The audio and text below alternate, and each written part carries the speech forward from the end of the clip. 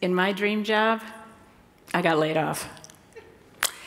And I was really surprised by that at the time, but looking back, I realized that I missed so many of the changes that were happening in the company, dismissing them, thinking, no, the success of my job, that's just up to me. And interestingly, I had fallen into the very trap that I had spent years advising my global airport clients against. I actually believed in the myth of my own steady state. A few months later, I got a bigger surprise when a recruiter called and said, Pittsburgh needs a new airport CEO. And I had 3 reactions to that. 1, I'd never been a CEO. 2, Pittsburgh was not on my radar. And 3, I didn't know much about the market or the airport, so I called contacts in the aviation industry. And the first phone call I'll never forget was to a senior executive at a major US airline, and I said, hey, I am getting considered to be the CEO of a Midwest airport that lost its hub. And he's like, yeah, lots of those. Yeah, right. And he said, I think you're fine as long as it's not Pittsburgh. And that was the majority opinion. The majority opinion was that airport, that market is getting all the air service it deserves. Nobody can do much about it. Don't take the job. The minority opinion was it's an underserved, undervalued airport and market. There's so much you can do. Take it. And one person added, do me a favor, Christina, make it the most accessible airport in the world. Make it work for everyone. In 1992, Pittsburgh International Airport was actually designed and built specifically to house the major mega hub operations of a major US airline. And it worked really well for years. That airline connected 2/3 of the passengers from gate to gate through Pittsburgh on their way somewhere else. Those people never went outside. That's a hub. And then in 2004, that airline, having gone through yet another bankruptcy, walked away from the lease at the airport, left the bondholders with 2/3 of $1 billion worth of debt, and took out a whole bunch of air service. Airlines don't serve airports. They serve markets. And for me to go out and try to bring more airline service in, the first thing I had to know is, well, what makes Pittsburgh special? And I found that Pittsburgh has a rich history in innovation, a lot of it led by immigrants and outsiders. Pittsburgh was a stop on the Underground Railroad in the 1800s. In the early 1900s, it's reported that Pittsburgh was the site of the first integrated women's suffragette march. I knew about the greatness of its sports teams, but I did not know about the passion of its fans, who set the airport abuzz before and after games, especially Steelers games. I knew about the fortunes of Heinz and Carnegie and Mellon, but I had no idea about their philanthropy and the impact that they still have on the region today. And I learned that Pittsburgh was home to Andy Warhol and Mr. Rogers, to Jonas Salk and August Wilson, to Mary Amdor and Rachel Carson and Martha Graham, each innovators in their own right, each with bigger than Pittsburgh impact. And I knew we were going to have to tell Pittsburgh's story way more often.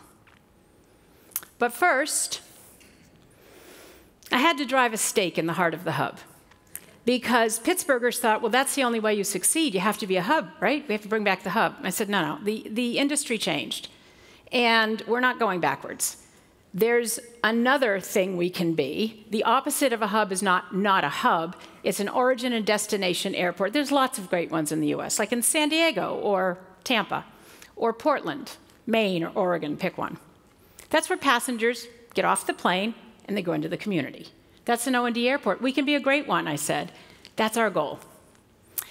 And the good news is you all know how to do this. Pittsburgh has been pivoting for centuries. Pittsburgh actually wrote the playbook on the pivot because it's had to take disruption and transform it into opportunity repeatedly. And I found that this is the Pittsburgh playbook. It's a radical acceptance of reality, It's widening the circle to include those directly and indirectly affected by the disruption and saying, hey, come, let's make the plan together. And then it's relentlessly executing with that group of folks. And that's what happened, right? When steel collapsed in the 1980s and there was that exodus of population, the community came together and said, we can never again rely on one industry. We must diversify this economy. And look at today. Pittsburgh is a global leader in robotics, advanced manufacturing, automation, artificial intelligence, energy, education, healthcare, finance, philanthropy. It happened. And this community tried really hard when the hub went away to put that playbook to use. For 10 years they tried, but the game had changed and the goal needed to be different. Until they went back to number 2, widen the circle, and they went further afield than they ever thought they'd have to, and that's how I got here. Someone who had never been a CEO, didn't know much about Pittsburgh, but knew a lot about global aviation and the industry, a woman from Boston with a wicked strong opinion about what it was going to take to get this done. And the real deep knowledge that there's no way I could do it alone. Because even if the airlines came back, the whole team was going to have to work together to take care of their business and their operations and all of our passengers. We come together, and I say we have to make sure that we are focused on our strengths. So when you join a team, any team, you better know your strengths. You better know what you're good at. And I'm actually really great at the art of assembly, which is taking people and places that others have overlooked, the talent in people and the opportunity in places that others have overlooked, and putting it together differently to get a different outcome. And then pointing back to all the folks who've helped to say, there's your win, because I've listened really closely to what's important to them. I call that the art of assembly. And one of the things I wanted to make sure of is that Pittsburgh, all the people at the airport and in the community understood we had so much going for us. We've got this great playbook, and we're going to lean into that legacy, stand on the shoulders of those who went before us. And we have a couple of other things going for us. We have an enviable governance structure. In the US, for an airport to be governed by an independent board of directors with really smart people on it, whose only job as a board is to oversee the airport, is great. And we have a county executive who understands that airports are more than places where people and packages get on planes. They're critical links to an economy maximizing its potential. Those are big things. And I'm proud to say that we put all of that into the mix and then brought in other parts to assemble, and after 3 years, we did it. We pivoted from a former hub to a strong origin and destination market. Passengers increased, destinations increased, the number of airlines serving us increased, and our partnerships increased. And that's when I got the biggest surprise of all. See, I told my family, I think 3 years. That's how long I think it's going to take for me to help them. Now, we all know the punchline to that joke, right? I needed them more than they needed me, right? Or at least as much. And this team had not just pivoted the business model, but it had pivoted and shifted its mindset, knowing that the steady state of an O&D, that's not enough. We have to be ready for anything. And so we created a culture based on trust and transparency and two-way communication. Not perfect, believe me, but better than it was. And it's a good thing, too, because then the pandemic happened. And I'm very proud of the way we took care of each other, took care of our community and industry, and we moved every single one of our strategic priorities forward. During the pandemic, the airlines agreed that we could build a new terminal. And we could build this one for Pittsburgh by Pittsburghers. And that's when I knew this is our chance. We can actually prove that an airport can actually be a platform for lasting economic impact. So concurrent with this construction, we have actually engaged and moved into 3 key priorities, 3 key areas. The first is equal access to opportunity. We created, developed, and launched Pit to Work, a program using our massive construction site as a training program for those who want to enter the skilled trades. And we're focused on women and people of color. We have opened on-site childcare, and we have rerouted bus lines from communities that have not seen participation at the airport, and the White House noticed. The FAA calls our program to bring small and disadvantaged businesses into the airport to do business best practice. We built Presley's Place, a suite of rooms post-security so adults and children with sensory processing issues can maybe travel for the first time ever. And we brought ORAT into design. Operational readiness and airport transfer. That's what happens when the designers and the architects and the engineers and the construction guys say, okay, 6 months before you open, let's show you how it works. We said, oh, no, no, no. We want our front line in at the beginning, in the design stage. These are the people who work this every single day, and we're going to listen. We've also focused on economic development. We have set aside 195 acres of airport land to house advanced metals manufacturing, a burgeoning new industry in the US. It needs a home. 90 unique neighborhoods in Pittsburgh. We're number 91. This is where they can share resources, and we have international companies producing already.